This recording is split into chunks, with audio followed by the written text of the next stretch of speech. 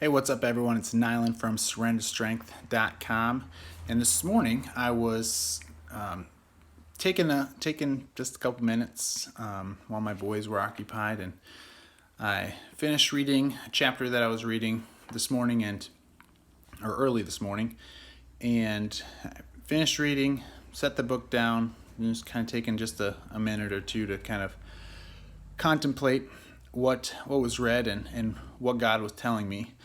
But I also, at that time, had some yogurt and some granola, and just started eating it.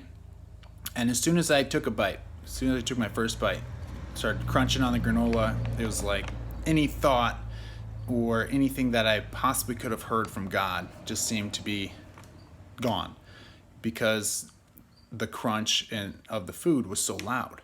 And it's kind of, I mean, you might think, oh, whatever, you're just eating. But at the same time, for me, I thought,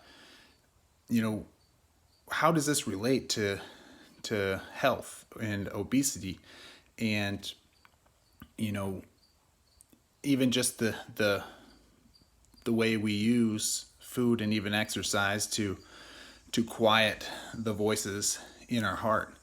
And sometimes we get so busy just so we don't hear the voices in our heart, and because we're scared of what it might say. You might be scared that your fears of God actually rejecting you might be true, which is not going to be true, but there's always that fear.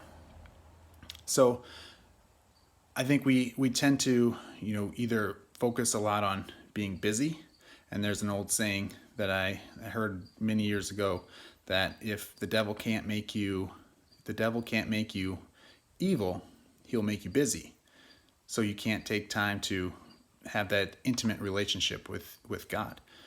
So we either tend to make ourselves so busy that we don't take care of ourselves, or we're taking care of ourselves so much or taking care of ourselves so much physically that we're not taking care of ourselves spiritually. Or we're very inactive, and so we find a way to cover up the noise that we might hear, or the voice that we might hear in our hearts, and for whatever reason. And that might be as simple as scrolling through Facebook or watching TV, numbing ourselves. It might be eating. And if we can't hear the voice in our heart because we're too busy eating, then that's our way around listening to that voice, because of the fear of what might be said. So I encourage you to just take some time to pause and do nothing and see what God is trying to say. And if this is a new concept to you, it's going to take some time and some prayer, because there's always the voice of the devil and his army, and the voice of self saying that you don't have what it takes, you're not good enough to hear the voice of God, and you're not worth it, or you're not worthy, which those are all lies, because God loves you and you are worthy, and God will never reject you, and wants nothing but to give you the full joy which he has to offer. So I encourage you to take some time. Don't do anything. Just pause, listen, see what comes up in your heart. Personally, I like to write things down as they come up, just so I can kind of go back, and it helps me remember things. But whatever it is that you need to do, maybe you need to stop exercising, take a break.